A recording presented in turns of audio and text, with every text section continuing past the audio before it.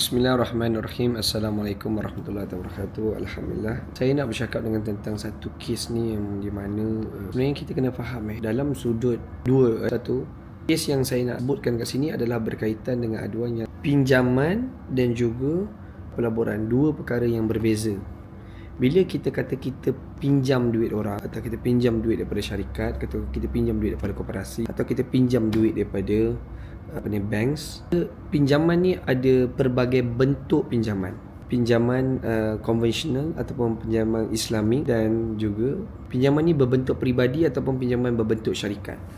Kalau pinjaman berbentuk peribadi, bila kita pinjam dengan banks ataupun mana-mana agensi, bila ia melebihi daripada RM100,000, dasar yang dibawa oleh LHDN sekarang ni, LHDN pula mahkamah itu telah putuskan RM100,000 ni boleh diisytiharkan bankrupt. Bila kita pinjam, kita tak mampu bayar, bila nilai tu masih lagi termaktub dekat RM100,000 tu, masih lagi duduk dekat RM100,000 tu, tak kisahlah RM100,000 tu dalam berbentuk pinjaman dia berbaki RM90,000 tapi ada penalti, legal fees dan sebagainya, cecahlah RM100,000, dapat satu perintah, maka dia boleh diisytiharkan bankrupt bila dia tak defense diri dia, atau dia tak minta buat rayuan untuk, bila dah dapat perintah tak buat rayuan, tak minta untuk pengurangan, untuk bayaran, nak bayar secara ansuran, whatever lah ni semua, dia boleh diisytiharkan bankrupt. Sebab tu mana yang pinjam duit dengan syarikat atau pinjam duit dengan mana-mana agensi, koperasi, bila tak boleh bayar, bila dah sampai ke mahkamah, maka dia kena defense diri dia,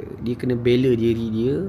Kalau dia tak boleh, kau pinjam kan, jadi kau pinjam, kau kena bayarlah hutang kau. Jadi kalau kau tak boleh bayar secara sebabkan kegagalan perniagaan pun, apa yang berlaku pun, kau kena defense diri kau nak bayar macam mana. Jadi mahkamah ni bukannya zalim. Bila kau pinjam, kau tak boleh bayar, kau pergilah defend diri kau. Jangan bila dapat surat, reply lah surat tu, beri tahu penyataan kenapa, bila surat sampai LOD ke notif ke apa, ataupun notif of restructure, debt ke whatever lah kau dapat, kau reply. Tapi bila kau reply, kalau dia orang teruskan juga, syarikat ataupun agensi ataupun bank teruskan juga saman kau ke mahkamah, pergi defend dekat mahkamah, yang di mana kau kena bela diri. Bila kau tak bela diri, bila kau dapat perintah mahkamah, kau tak boleh kata yang mahkamah bagi perintah tanpa merujuk pada kau. Ada berlaku, saya tak pernah nafikan, ada berlaku yang di mana orang yang disaman tak pernah terima surat, tak pernah dapat LOD, tak pernah dapat, dah tahu-tahu dah bankrupt. Jadi sebab tu, bagi sesiapa yang berhutang, bila kita berhutang jangan larikan diri. Bila kita berhutang, boleh jadi kalau kita berhutang ni kita buat tak tahu, mungkin ada orang yang menggunakan kaedah yang backdoor ni, dia buat-buat tak tahu kita dah kena bankrupt. Sebab tu pertama itu kena berhati-hatilah kalau kena macam tu. Tapi ni saya bercakap dengan mereka yang berhutang tapi tak notice, tak pernah reply LOD, tak pernah reply notice of restructuring for debt ke whatever lah yang dihantar, proposal yang dihantar pada kita tu, tak pernah. Tiba tak tahu kita masuk court. Bila masuk court, pergi. Kalau tak masuk court, pergi reply LOD.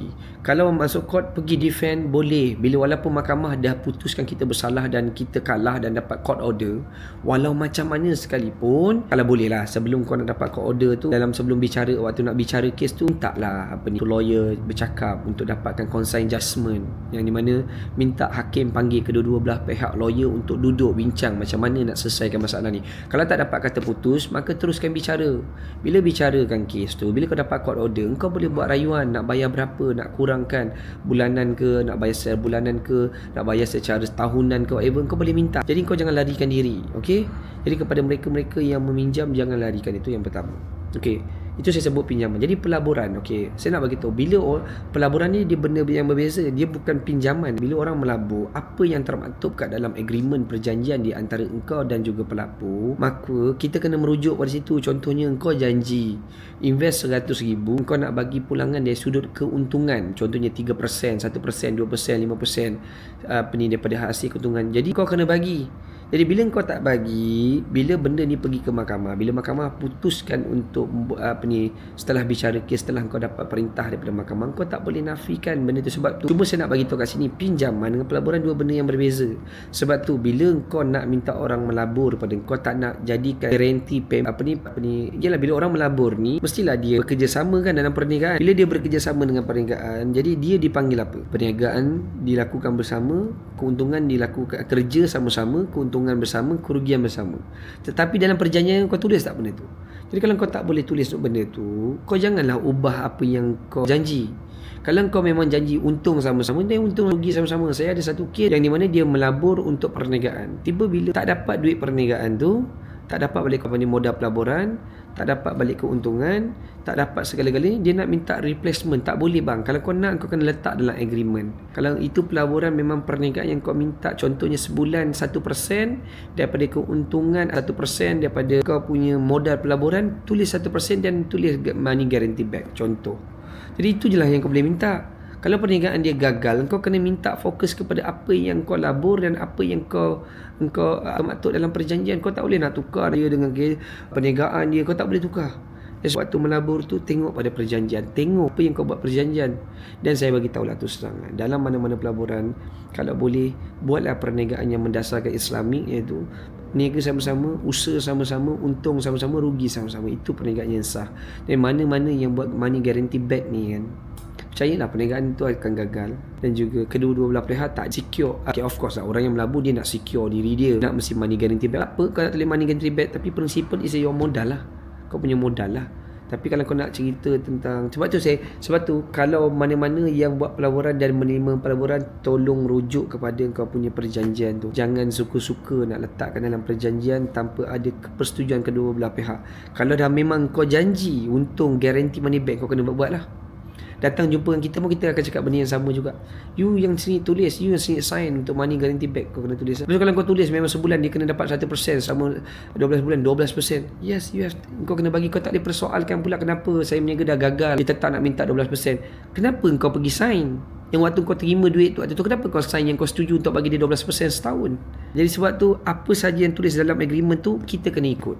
Kalau tak puas hati, kena bawa pergi court. Bila pergi court, benda jadi panjang lebar, buang masa, buang duit dan sebagainya. Tapi nak buat macam mana? Itulah sistem perundangan dalam negara kita. Tenanglah, saya beritahu. Nak buat apa perkara sekalipun, buatlah perjanjian. Kalau kita tak buat perjanjian, maksudnya selama ni kita berjanji kosong.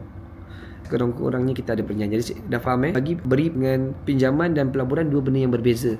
Kalau kau memang bagi pinjam saja yang kau boleh dapat. Kau dapat beli dengan kau pinjam. Kalau kau bagi pelaburan punya perjanjian saja kau boleh dapat. Tak boleh tukar.